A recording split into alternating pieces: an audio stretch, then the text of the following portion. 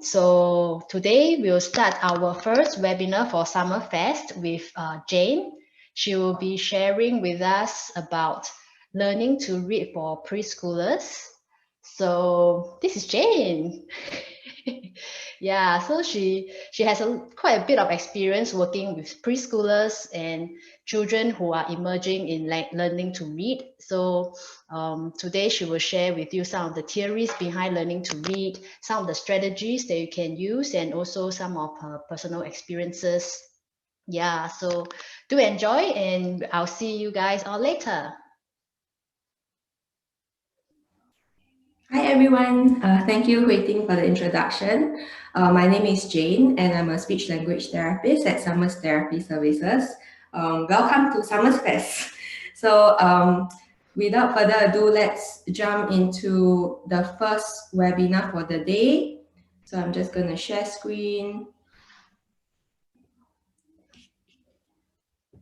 So hope that all of you can see it clearly. All right. So today I'll be talking about learning to read for preschoolers. So I'll be sharing a little bit about what are the foundational skills that are required for children to learn to set them up for success in reading. So by the end of this webinar, I hope that you'll be able to understand a little bit more about what is early literacy and how it fits into the overall development of literacy, and what are the building blocks of literacy. So what are the foundational skills that children have to learn for them to be able to read. And I'll also share some strategies for promoting these early literacy skills. So as Hui Ting mentioned, if you have any questions, please feel free to send them in the chat box and the Q&A box. And we'll spend some time at the end of the webinar, or you can also wait till the end of the day so that we can discuss those questions together. All right, so what is early literacy? So early literacy involves the skills, the knowledge, and the attitudes that are developmental precursors to conventional forms of reading and writing. And children have to learn these set of skills before they start to read and write. So just to bear in mind, early literacy doesn't mean that I'm teaching them how to read. So I'm not saying, oh, look at the letter C-O-W, that is cow. I'm not teaching them how to read. I'm teaching them the skill set that they need for reading. So those are early literacy skills. And children learn these skills as soon as at birth and through to their preschool years. So how does early literacy fits into the overall development of literacy? So basically, you can break it up into 3 different stages. We have the emergent stage, where it's a pre-reading stage from birth to 5 years, so before preschool. That's the emergent stage. The early literacy stage, where children are learning to read. So that is preschool years, around 5 to 7 years old. And you have the advanced stage, where they are reading to learn, and that's when they enter school age. So let's look at the emergent stage. So if you have joined us from our previous webinar series, the first webinar series, we have talked about speech and language development. And we all know that children learn language as soon as they are born, at birth. They're already starting to learn how to interact with people around them. They start to learn to understand language, to use language to communicate their ideas, their feelings, their thoughts with people around them. And this is a time where it's also the emergent stage, where the adult is very important here to provide the model for the child in terms of the language, as well as for them to interact with print. So when I talk about print, I'm talking about books or magazines or puzzles, anything that has print on it. Those are all the print materials. And it is true, the model and support from the adult that children are interacting with print. So you can see children as young as maybe 1 year old, they start to maybe pat on the book, start to try to flip the book, and they even might start to vocalize a little bit more. They might not understand the language in the book yet, but they are starting to interact. They're starting to respond as the adult read the story to them. And around 1 to 3 years old, children start to respond a little bit more. So they might be able to point to certain pictures in the book. They might even label some of the things that they can see. Or if you ask them questions like, "Oh, where's the snake?" they might point to it. Or what does the cow make? Then they say maybe moo sound. So they are starting to respond a little bit more when the adult is reading the story to them. And you can see from around 2 to 3 years old, children are also very interested in nursery songs and rhymes, and they start to learn how to identify words that rhyme. They start to learn around 3 to 4 years old, they start to learn maybe the alphabet song, still with the guidance and the support from an adult, but they are starting to have more interest in it. And around 5 years of age, where they enter the early literacy stage, they start to enjoy a little bit more for reading stories on their own. They start to identify certain letters, the sounds that corresponds to the letters. They even start to maybe identify simple words as young as 5 years of age. Around 6 to 7 years old, they start to be able to read simple stories. And when they enter school age, they're starting to read longer texts, and that is a time where they are reading to learn more about the world around them, to increase knowledge about different topics, and to learn language. So I won't be talking so much on the advanced stage because that's an area that my colleague Melissa will be talking about in webinar 2 later. So do stay tuned if you're interested in understanding a little bit more about literacy in school age children. So today our focus is on the middle part, which is early literacy. So what are the skills that are required for children to learn to read? So now that we talked about early literacy and the overall development of literacy, I'll be talking a little bit more about what are the early literacy skills that children have to learn in order to read. So those are the building blocks for them to be able to read. And I'll be also sharing some strategies for promoting these skills. So before going into what exactly are the early literacy skills, I would like to refer to this diagram here. This is a Scarborough's road model. It's a research done by Newman and Dickinson in 2001. And basically what I want you to gather from this diagram is that there are many strands that are woven into skilled reading. So there are many facets, many components that are involved for children to read. And when we talk about skilled reading, it's not only to be able to read, but to read fluently, accurately, and to also understand the text that they are reading. And in order to have this skilled reading, there are two major components that are involved.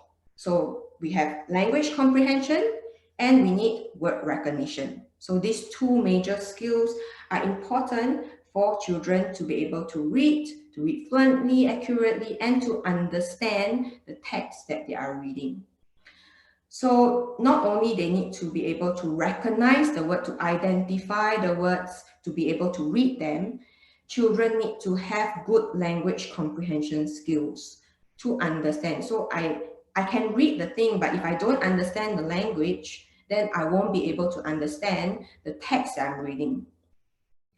So these two need to come hand in hand.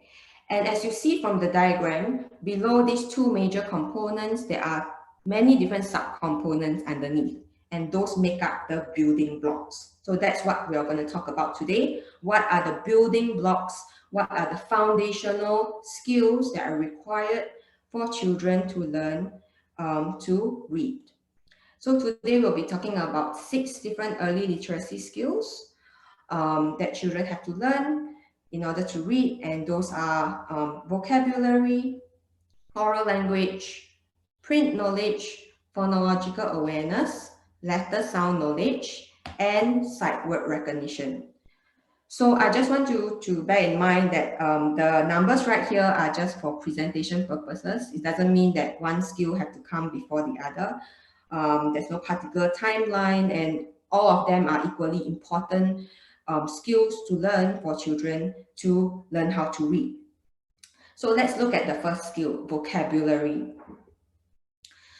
So why is vocabulary important for skilled reading? So let's say I can recognize a word.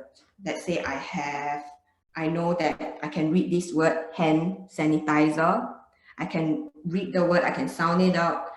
But if I don't understand the meaning of the word, if I don't know what is sanitizer, I don't know what's the meaning of sanitize, I don't have that vocab, then I won't be able to understand what is the function of this thing. Maybe I know hand, I know something to do with my hand, but I don't know it's something that I can use to clean my hands.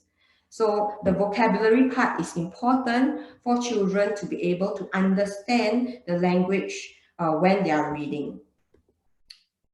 So what are the strategies to increase the child's vocab? If you have joined us from the first webinar series, you'll be familiar with this T diagram. So my colleague Yvonne have shared previously about the T strategy to increase vocab for language.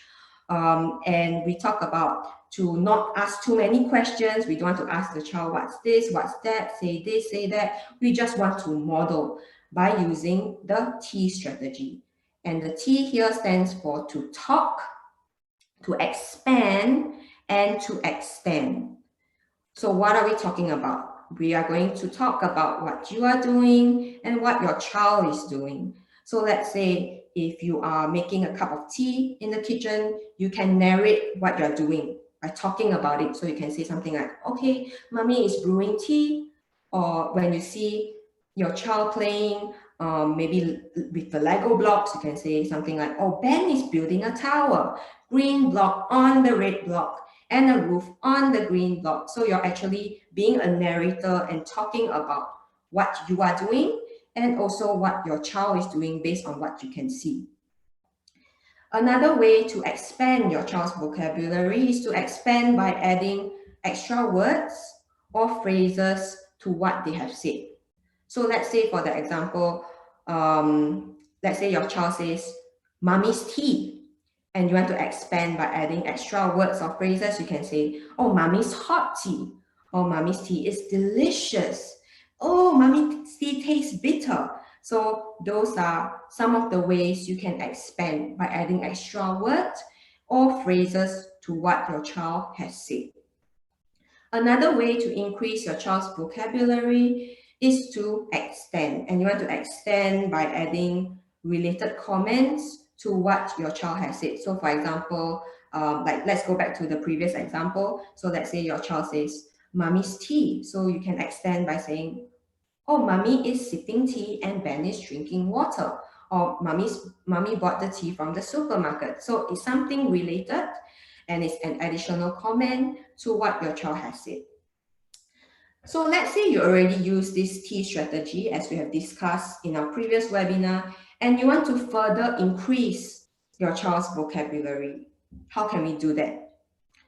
So today I'm going to talk about the 3S strategy, and the 3S stand for to be specific.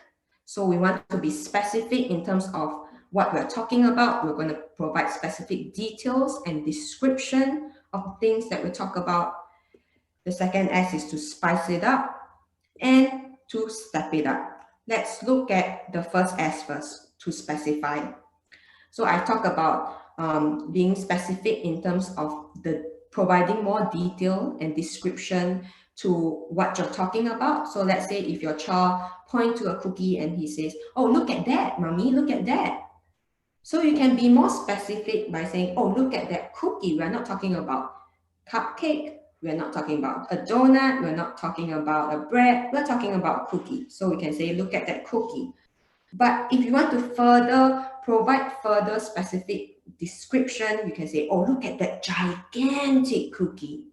So we're not talking about a tiny cookie. We're not talking about a normal size cookie. We're talking about a gigantic cookie. And notice how I am stressing the word, I am slowing down when I'm emphasizing that particular vocabulary that I'm modeling so that your child can attend to that particular vocabulary that you are modeling to them. So that's one way of adding vocabulary, by providing more specific detail and description to what you're talking about. So the second S is to spice it up. When I think about spices in terms of food wise, I'm thinking about variety. So I don't want a normal black tea. I don't want that. Or I want to add spices. I want to add milk. I want to add sugar. So we're thinking about variety. So when you think about language, we also think about variety of word types. So some of you might be familiar with this diagram. This is a word wheel from the Hannon program, and it shows how you can expand your child's vocabulary by adding more different variety of word types. So there's different word types that you can add on. So like names, so like mommy's tea, Ben's bear, word that describe. So we talk about the gigantic cookie or the tall tower or the soft bear. Action words, so mommy's sipping the tea, Ben is petting the bear. Words for feelings, so I'm excited to drink my tea, or I'm disappointed that my tea tastes bad, something like that. So you're talking about expressions, your feelings. Location words, so you're thinking about prepositions, so you're thinking about things like mommy's tea is in a cup, the cup is on the saucer, Ben's bear is under the bed, so those are location words. Social words, not only like greeting, hi, bye, good afternoon, good night, but you think about social words like please, thank you, you're welcome, those are all social words.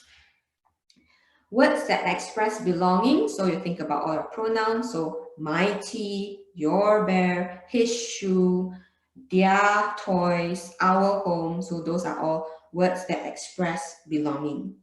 And question words, you think about all your WH questions, so what, where, when, who, when, why, and also how. So those are all question words. So that's how you can expand your child's vocabulary by putting in more different variety of word types to spice up their vocabulary. And the third S I'll be talking about is to step up. Let's say you're already trying to be as specific as possible. You're already trying to expand by adding more variety of word types. How can you further increase their vocabulary? How can you further level it up? So you can step up by adding the level of complexity of the vocab that you are using or the vocab that you are modeling. So basically, there's 3 different tiers of levels of complexity in terms of vocab that we can think about. So tier 1 are basic words. So those words that you commonly hear in daily conversations. Tier 2 are academic words. So those are lower frequency words that have more specialized, specific meaning. And Tier 3 are subject-specific words. So those are words that you commonly see in specialized topics. So that those are those terminology that you can see in your science subject or your math subject, geography, those specialized topics. So come to the example of the cookie. So instead of, let's say if your child says, oh, I see a big cookie, those are basic words. How can you step up? You can use tier 2 words, so like the gigantic cookie or the humongous cookie or the enormous cookie. So you're using those words that you don't really commonly hear in daily conversations. And why are we doing this? So that when you model that word, let's say your child come across this word when they're reading, oh, let's say something like Peter is climbing the gigantic tree.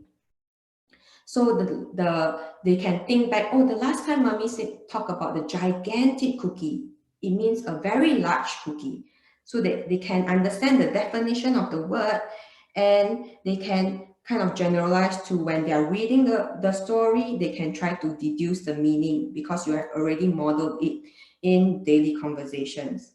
So normally I would recommend parents to, when you're reading the book, just don't choose so many words, different type of words or vocabulary to work on. Maybe just choose 5 different vocabulary and try to model it in your daily conversations. And let's look at tier 3 words right now. So subject specific words. So those are words, as I mentioned, that will you will see that in specialized topics. So words like enlargement, expansion, conduction, or in math, you have terminology and concepts like the radius, diameter, centimeter. So if your child is working on those terminology in let's say your math subject, they are learning about radius and diameter, you can also use those vocab, let's say when you're baking together.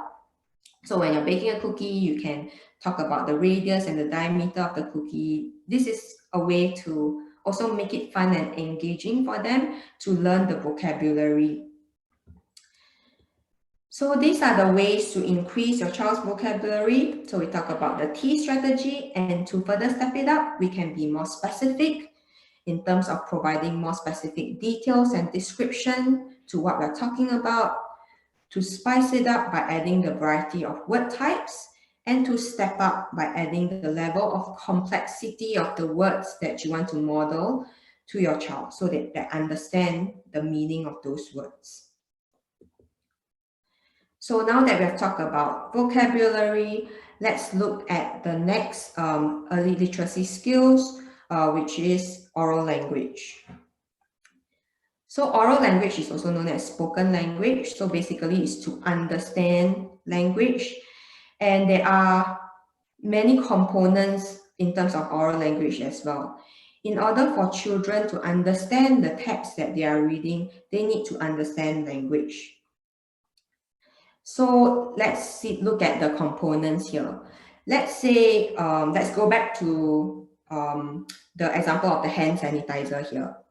We talk about vocabulary. How about background knowledge? Let's say if I'm reading an article about using hand sanitizer and the whole COVID situation right now, if I have no background knowledge of what COVID is, what a virus is, I have no concept of, okay, I need to sanitize my hand because I need to kill the germs, I need to clean it off. So if I have no background knowledge, I wouldn't be able to understand the text that I'm reading or the article that I'm reading.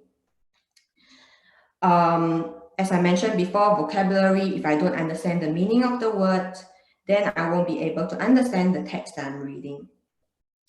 Language structure. So in any language, and English as well, we have different rules of language.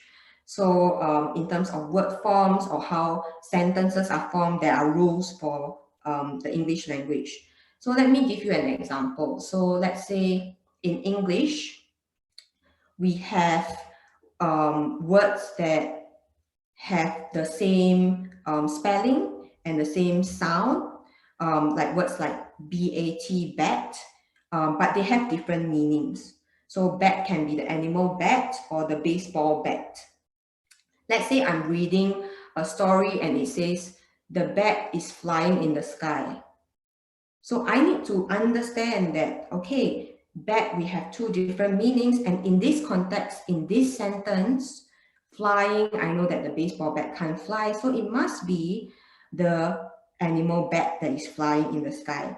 So I need to understand the meaning. I need to understand the sentence in order to deduce the meaning of the word in that context. And that also involves reasoning skill in order to be able to deduce and make inference of the meaning of that certain word in that context, in that sentence. So those are all the components that are required for understanding language. So let's talk about the strategy for oral language. Some of you might be familiar with this strategy as well. We talk about showing children in order to understand language in conversation. But I also want to point out that this strategy can also be used when you're reading. So you want to show them what the story mean, what the word mean. And we can show them by showing them pictures in the book, or illustrations in the book. So when I'm reading a story, for example, if I'm reading the story of the greedy python, I'm going to show them the picture of the python to enhance their understanding of that word. I can also use props like the little girl here, right here. She might be using props to reenact the story. So the little girl might be reenacting the story of the hungry caterpillar eating different types of fruits. And you're using the caterpillar and eating the apple and the 2 pears and the 3 blueberries, let's say. So you're using those props to enhance their understanding of not only the meaning of the word, but also how the story unfolds, and also trying to get them to retell the story as well. So you're actually trying to get them to practice retelling story as well. So that's one of the ways to do it. Another way is to show by showing them by using gestures or actions, especially action words in a story. So like if I'm saying the bunny is hopping, or the bat is flying, the turtle is swimming. So things like that, that I'm going to use my body language, my using actions to actually enhance their understanding of that certain word or the language in the story. Next, we can also show them by adding facial expressions. So you want to exaggerate those facial expressions when you're telling a story. That doesn't only increase their attention and make it fun and engaging for them as you tell them the story, but you're also showing them the different cues, the non-verbal cues that you can see when you're portraying a certain feeling or expression. So like this teacher here, oh no, Mommy Bear is very shocked to see someone in the house. So she's showing a shocked expression, or Daddy Bear is feeling very angry that Goldilocks slept on his bed. So you're showing them, you can talk about the detail as well for the facial expression. I'm frowning, I'm grinding my teeth, I'm putting my hands on my waist, I'm showing that I'm angry, I'm using an angry tone. So you're actually showing the child how the character might feel in the story, and this helps them also later on to make inference of how a character might think or feel as the story unfolds. So this is a show strategy for oral language. So we talk about oral language, how it's important for children to understand language in order to understand the text that they are reading or the story that they are reading. And we can increase their understanding of language by showing them pictures, using props, using actions or facial expressions, or even our tone of voice. So the next early literacy skill that I'll be talking about is print knowledge. So children have to understand the nature and the use of print in order to read them. So little children, they start to gradually learn that print is meaningful.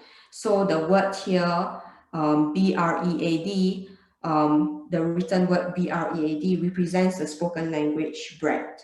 So they are not random letters. They actually carries a message, it communicates a message, and it tells a story. So words in a storybook, they are not random letters. They actually tell a story. And words like print, the letters are different from illustrations. They are different from pictures. So you can see children as young as maybe 2 years old, they start to scribble. They use the crayons to scribble around. They might just do random drawings. And when they grow older, maybe around 3 to 4 years old, they start to form shapes that resembles letters, so the alphabets, especially letters in their name. So especially the first letter in their name, they start to form those letters and learn the shape of how the letters are formed. And they understand that letters are different from illustrations, they're different from drawings. And children also learn that books are used in a specific way.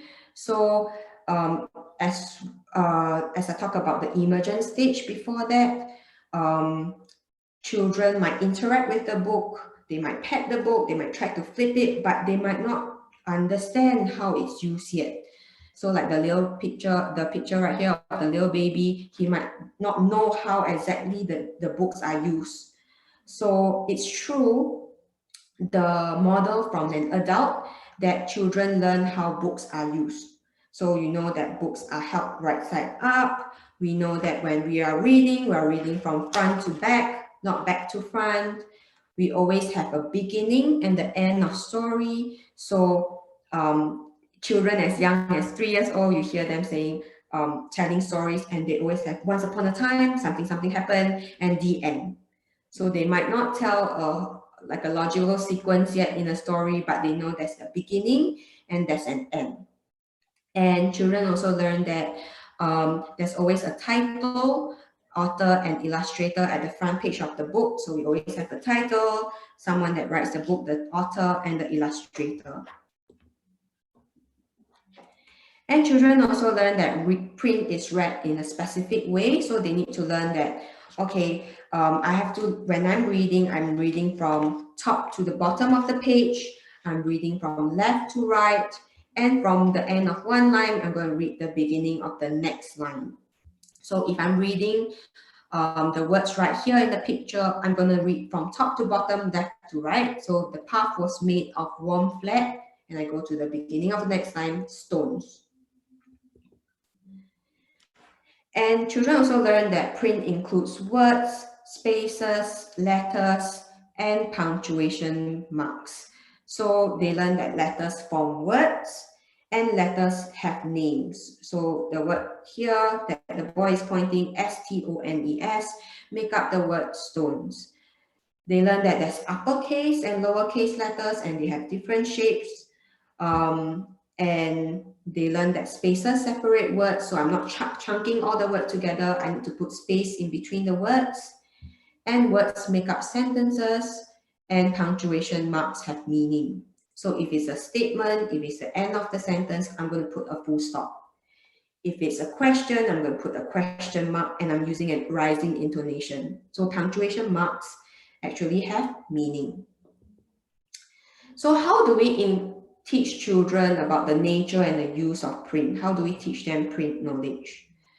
It is true to make the print pop. So how do we make print pop? By pointing out print. So this is also a strategy by the Hannon program. And children learn about print but by the model of an adult that point out print in their daily settings.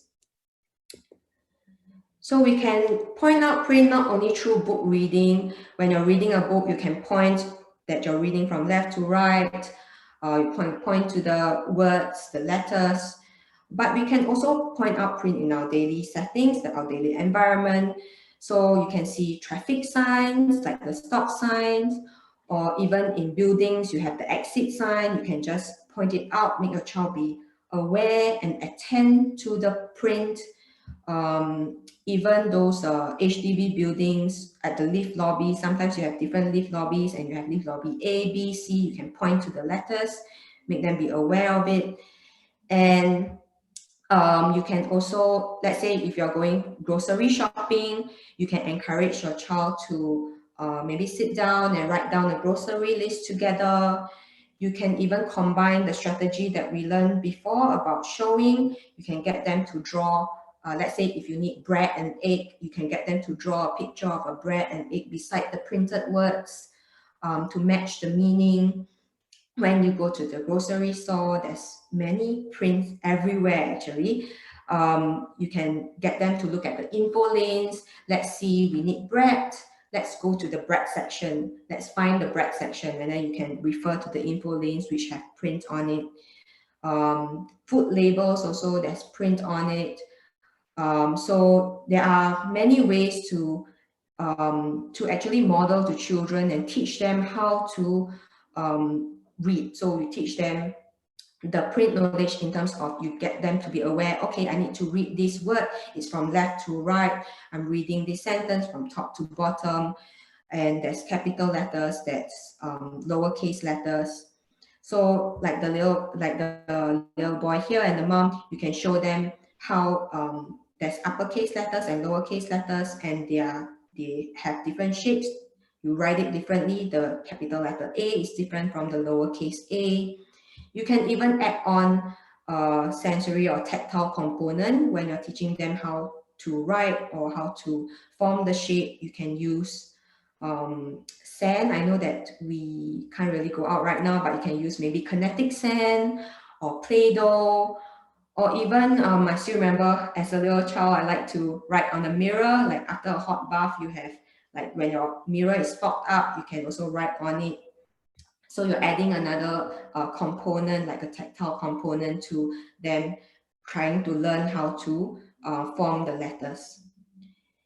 And nowadays, we are always on our gadgets, we are always on our laptops and our phones, especially for parents that are working from home. You can show your child like the letters on the keyboard, how it's typed.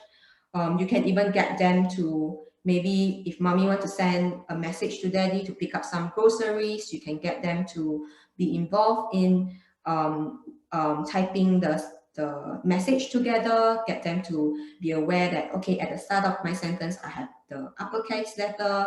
At the end of the sentence, I'll put a full stop. So you're trying to point out print so that they are aware of how it's used and the rules of it. So now that we have talked about print knowledge and the strategy to point out print in our daily environment, let's look at the next early literacy skill, which is phonological awareness. So phonological awareness is a very important skill for children to be able to listen to the sounds in a word, and in order for them to recognize the sound to read them. So what exactly is phonological awareness? So phonological awareness is the ability to hear and recognize that spoken words are made up of smaller pieces of sounds.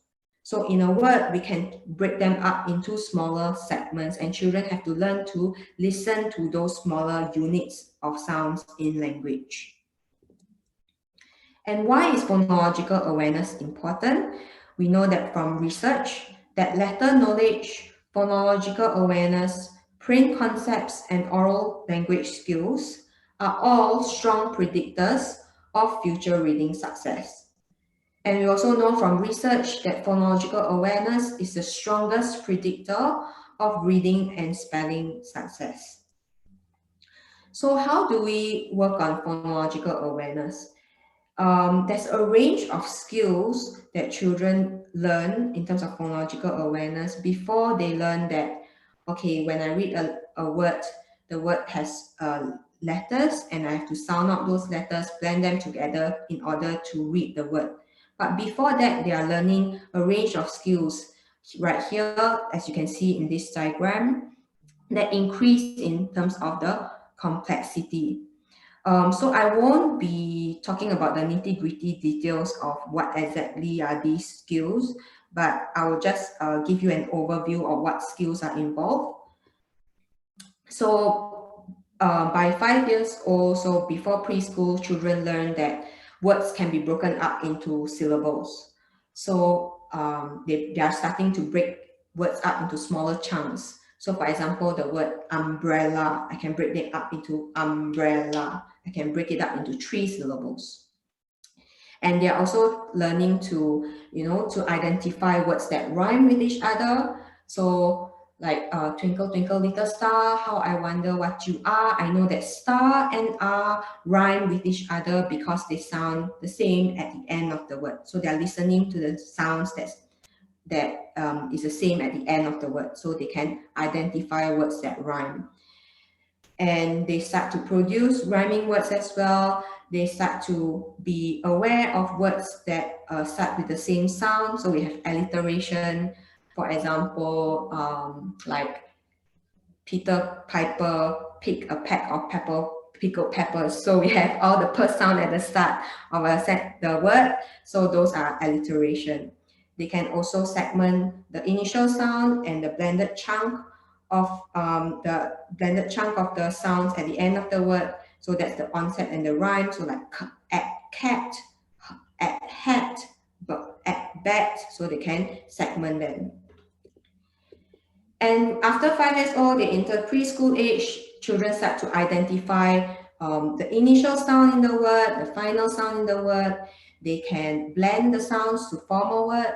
They can even break the sounds up, segment the sounds in the word, and they can delete and manipulate the sound. So they're starting to work with and play with the sounds in order to form words and to read words.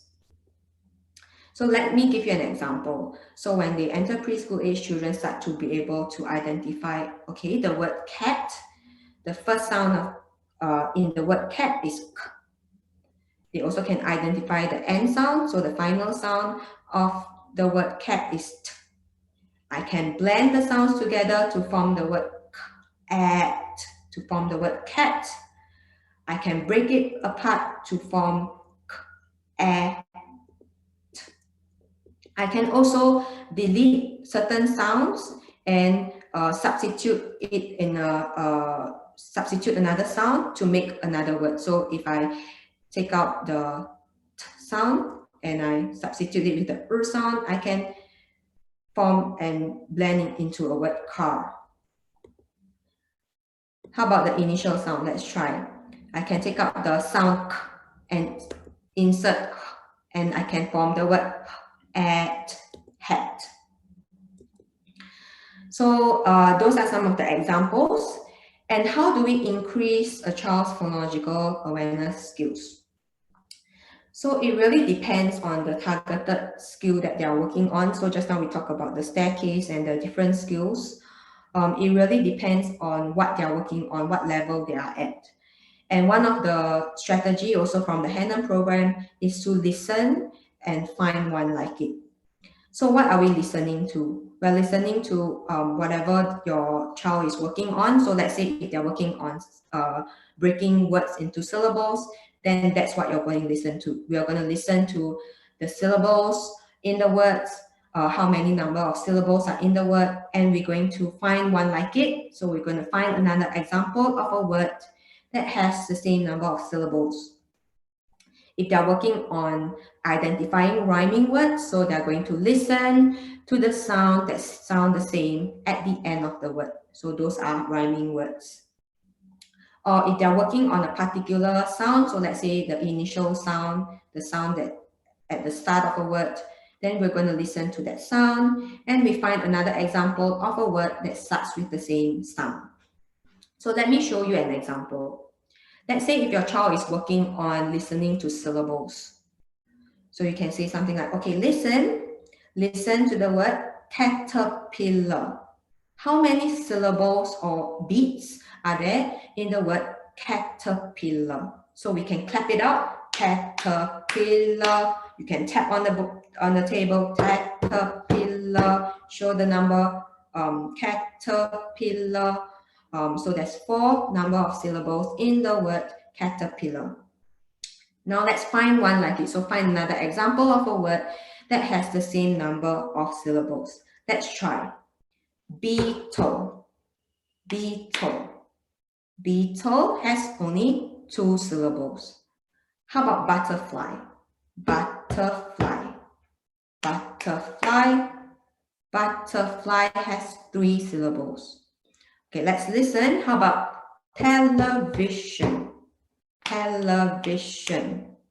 Television has 4 syllables. Like how caterpillar has 4 syllables. So that's how you want to work on it. You can tap, you can clap, use the number of fingers, or you can even use objects, so like tiles or Legos, to identify the sound, the number of beats in that word, the number of syllables, So each syllable you can use one block to represent each syllable. So it really depends on what your child is interested in, and we can use this strategy plus what they're interested and blend it together to get them to learn this skill. So let's look at rhyme. So words that rhymes. So the same, we're going to listen to the words that rhyme with each other.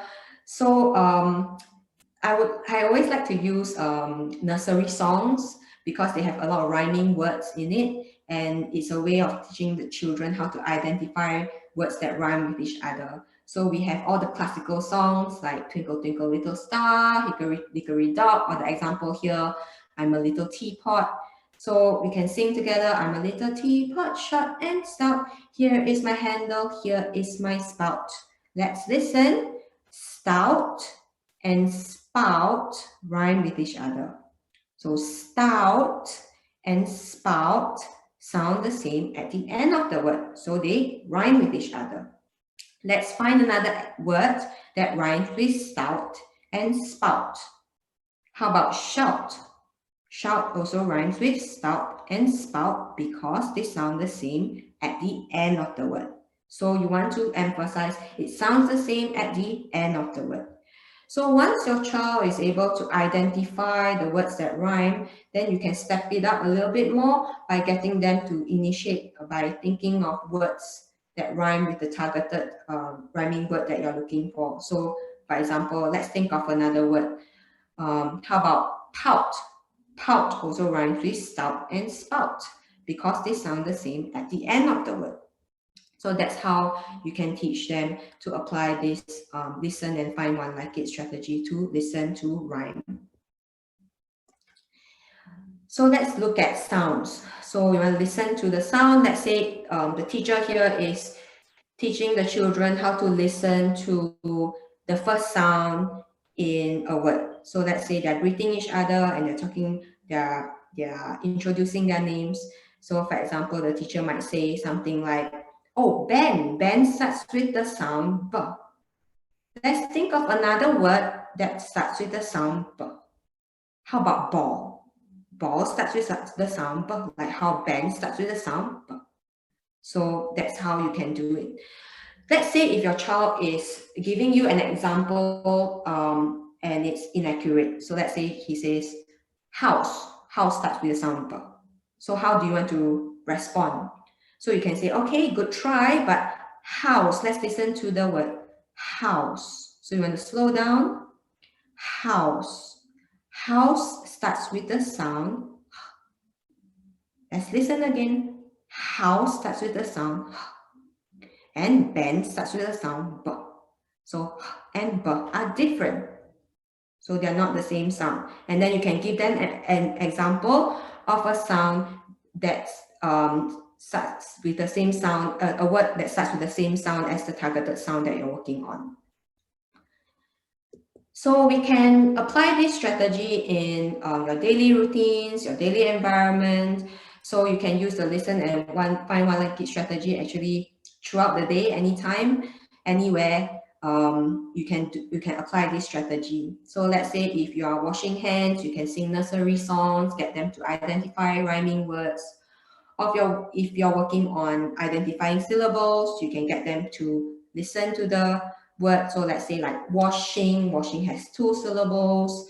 Let's think about other objects that we can see around us that has 2 syllables. How about mirror? Mirror has 2 syllables, like how washing has 2 syllables. You can do it when you're waiting for the bus, pockets of time when you're waiting, when you're in a queue, or when you have traffic jam in a car. You can work on it as well.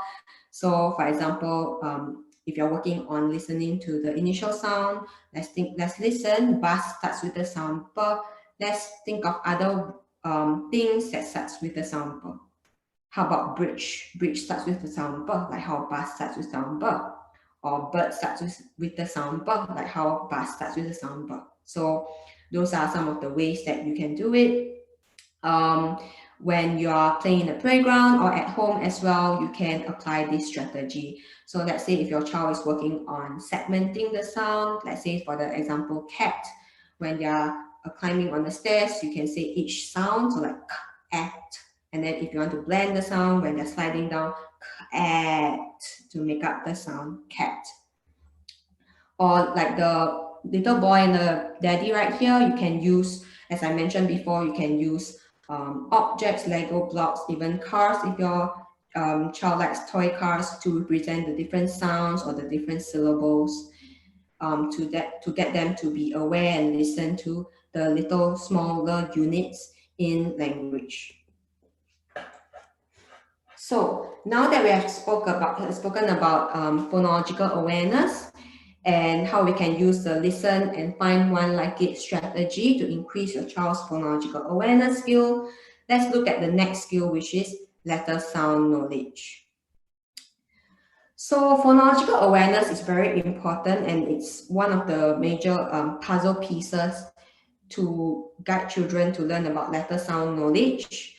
And letter sound knowledge, in other words, we always call it phonics. So this is also a term for phonics. So it's a letter sound knowledge. So letter sound knowledge is important for children to learn to be able to decode the word. So when they look at the word, they identify the letters, they can sound out the letters, blend it together in order to read the word. So as I mentioned before, phonological awareness play an important part for letter sound knowledge. Is through having phonological awareness skills and the understanding of letters, the alphabet. So we have A to Z in English language. When children learn about alphabets and having phonological awareness skill, then we have letter sound knowledge. And letter sound knowledge is the knowledge of letters or group of letters which represent the individual speech sounds in language. So I just want to point out that it's actually more complex than what we think.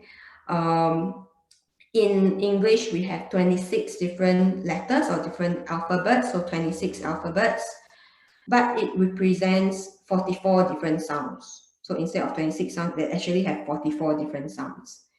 And notice here that the definition here, knowledge of letters and group of letters. So there are single letters or group of letters that also represents the same sound. So for example, like the letter F have the F sound, and the group of letters like GH in the word laugh also have the F sound. So it's very complex. And what I want to point out here is it takes years of instruction and practice for children to be able to master this skill. And this skill is important for later on when they're learning spelling as well. So what is a strategy to increase, to work on letter sound knowledge? So this is one of the strategy also from the Hannon program, and it's the 4S, and to find one like it, to find another example. So what does the 4S stand for? 4S stands for showing the letter. So you want to show them how the letter is written or the shape of the letter. You want to say the name of the letter, sound it out, so sound out the letter, and to stress the sound. And then you provide another example of a word that has the same letter or same sound. So let me show you an example. Let's go back to the example of the cat. So I'm going to show the child the letter. I'm going to show them how it's written. I'm going to say the name, C. So this is letter C. I'm going to sound it out. So the C represents the sound K. And I'm going to stress the sound K, K, cat, K, K, cat. And I'm going to provide another example of a word that starts with the same letter and sound. So K, K, can, K, K, cap, cup, cook. So those are all the examples that have the same letters and sound at the start of the word. So this is one of the ways to teach them by using the 4S and to find one like it. So now that we talk about letter sound knowledge, let's look at the final skill, which is sight word recognition. So sight word recognition is important for children to be able to read fluently and more automatically. So we talk about phonological awareness and decoding skill, how children are sounding out the letters in order to read them. But let's say if they are sounding out every single word in the story, that's trying to decode every single word, then it will be too effortful. They're wasting too much time on decoding that they might not understand the overall meaning of the text. And therefore, sight word is very important for children to be able to recognize the word by sight. So once they see the word, they can read it straight away. So it becomes more automatic and it's more fluent for them to read the text, so that they can spend the rest of the time to decode only some of the words that they need to decode. There's no particular strategy for sight word recognition. It's really based on repeated exposure and practice. But what I want to point out today and share with you today is that there are there's two common lists that we usually use for sight words, and this is the Dodge list and the Fry's list. And this list make up around 80 to 90% of words that you commonly see in reading materials. So words like the, of, and, or words with irregular spelling like which, together. So those are the words, so that children can spend the rest of the time to decode the words that they need to sound out. So that's it for today for webinar 1. So we talk about the 6 different early literacy skills that children have to learn in order to set them up for success in reading. We talk about vocabulary and using the T and the 3S strategy to increase the child's vocab. We talk about oral language and to show them, to enhance their understanding of language, to point out print, to increase their print knowledge, to listen and find what like it, to increase their phonological awareness, and to use the 4S strategy for letter sound knowledge. And we also talk about the 2 lists for sight word recognition. So that's the end of webinar 1. We'll be spending some time now to discuss some of the questions that you all might have. Thank you. Hey, thank you, Jayne, for your great presentation. I think there is a lot of information. I hope parents who are joining us or people who are not familiar with reading, teaching preschoolers to read will not be overwhelmed. We have quite a few good questions, so let us go through some of them. We have a question asking for recommendation of phonics books or links. Does Jayne have any recommendations for books? Yes. For books, normally I would recommend readers. So maybe later we can put it on the chat box as well, like readers like the Osborne books. We have the Oxford readers. We have like Ladybird keywords, like your Peter and Jane books. We have the Scholastic readers book as well, or even classic books like the Eric Carle books here, Eric Hill books. So some of the books, I would actually recommend readers as a start, because it normally comes with different levels as well. So that kind of help you to guide as well how to teach them certain words that you want to work on. Yeah. Good, thank you. And then in our chat box, there is someone asking, can I know if my child saw a cat and I single out cat in 4 different languages? Is that part of vocabulary expansion strategy? Good question. Yeah. So now we are talking about, I can see that your example is maybe talking about more of like having the same vocab. You're actually talking about the same vocab in different languages. So you're actually just showing them the meaning of, so the word for that particular meaning, there's only one meaning, which is the cat, the Mao cat. So there's only one vocab actually. There's only the meaning of one word.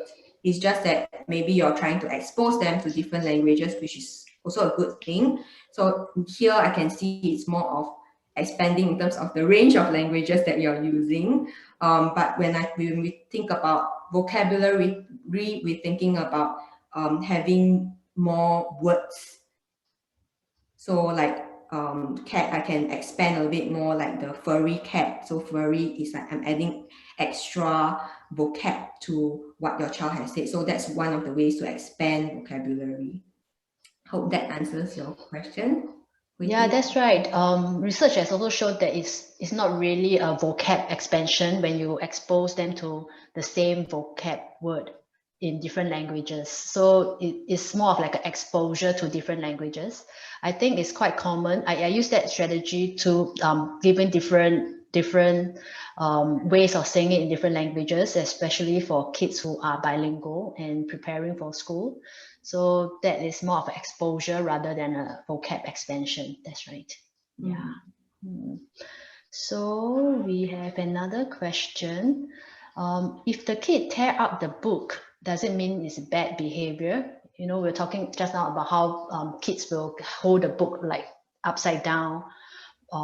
Instead of just doing that, the child tears up the entire book. Maybe not the entire book, maybe a couple of pages. Is that a bad behavior, or is that limited print knowledge? Well, I think before I get to answer this question, I really need to figure out the reason behind him tearing the book. Is it he doesn't like the book, or is it, you know, how some kids they are still trying to learn how to grade the strength that they are using when they're flipping the pages. So those flimsy books like this book right here, like paper books, it's very easy to tear actually. So sometimes they might not mean to tear the book, but it might look that way. So it really depends on what is causing them to the actual. I need to really pinpoint the reason of why the book is tall.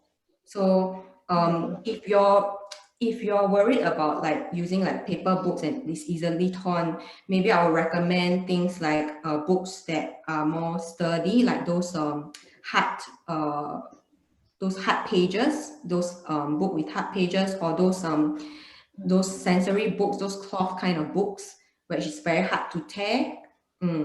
Or if your child is not really fond of like reading books like this with just pictures and pages, you can use books that are more interactive. But not those leave the flat pages, because normally those are very easily torn. But maybe those look at the materials of the book, those hard pages, those books with like cloth material. Those are some of the ways that you can Yeah. I think the participant added that he's not quite sure why the child actually tears up the book, but yeah, so, and the child actually loves the book. So I'm not quite sure whether, like what Jayne said, whether it's a control of the strength thing, or maybe there's some pictures that he really likes and wants to take it out. So we have to observe a lot more in details before we can tell whether the child is actually a behavior, but I'm sure it's a communication of some sort. So we just need to be more focused and look and think about it a little bit more. Okay, so let's see. I think we have time for one last question. All right, I may quickly answer this and then we go and let Jayne answer the next one. This participant say he's hearing that parents need to be well versed in the English language, and he's not quite sure whether he's competent enough to guide the child to do philological awareness. So I think our aim of this presentation is to let you know that there's actually such a thing called philological awareness. So if you're not quite sure how to do it, you can consult your child's preschool teachers. I'm sure they have knowledge of that and they use that approach. Or you can consult a speech therapist who can help your child a little bit more if he does have very specific reading difficulties. Yeah. Okay, so one last question for Jayne. In the context of helping non-native speakers to learn to read, would it be helpful to refer to the mother tongue vocabulary of the child to help with the connection and to help the child in terms of prior background knowledge? Yeah, that's a very good question, and I like how your thought process is in terms of building connection with your child by knowing, since that they already know the language in that that particular language, then I would actually, I agree with you to use books that in their mother tongue to build language, because they have prior background knowledge as well. That kind of helps them to understand a little bit more. We talk about oral language just now, so they understand the language, they understand how the story unfolds. If they don't understand the vocabulary or they don't understand the language, when you're telling the story, then they might not understand the gist of the story, then they might not attend to the story because they don't understand it. But let's say I do agree about using the books with mother tongue to get them to understand the story and all. But also, I also understand that some parents, let's say you want to teach them English, because English is a language that, when you go to school, you need to learn. So we can also use the show strategy that I mentioned before to enhance your child's understanding of the language. If they don't understand what is Python, you show them the picture of the Python. Yeah, so you can show them by, just now all the strategies that we mentioned, to also get them to understand the vocabulary if they are not really sure. Okay. Yeah, thank you so much for sharing, Jayne. I think it's about time